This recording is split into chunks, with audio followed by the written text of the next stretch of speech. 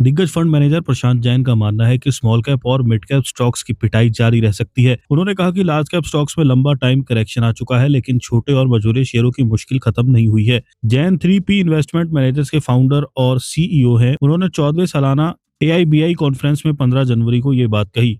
जैन ने कहा कि कोविड के बाद आई तेजी की वजह से स्मॉल कैप और मिड कैप शेयरों की वैल्यूएशन उनके फंडामेंटल से काफी आगे निकल गई थी।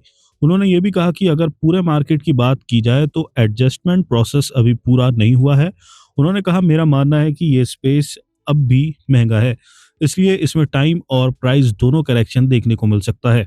पिछले 6 महीनों में निफ्टी स्मॉल कैप 100 इंडेक्स में 8% से ज्यादा गिरावट आई है। जैन का मानना है कि लार्ज कैप शेयर ज्यादा संतुलित दिख रहे हैं। उन्होंने कहा, लार्ज कैप शेयरों में रिस्क रिवॉर्ड अब फेवरेबल है।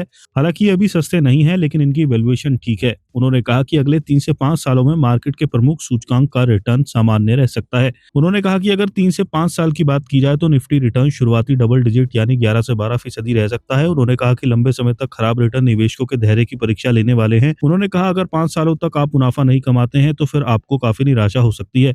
इसका असर निवेश पर दिख सकता है। उन्होंने कहा कि वैल्यूएशन बढ़ने की बड़ी वजह मार्केट में नए निवेशकों की एंट्री है। ये कोविड के बाद मार्केट में आए। उन्होंने कहा, अगर आप डीमैट अकाउंट की संख्या को देखें तो 70 से 80% डीमैट अकाउंट कोविड के बाद ओपन हुए हैं। इन इन्वेस्टर्स को कोविड से पहले की मार्केट साइकिल के बारे में पता नहीं है। कई नए इन्वेस्टर्स का मानना है कि बीते 5 सालों में जितना रिटर्न मिला है उतना आगे भी मिलता रहेगा।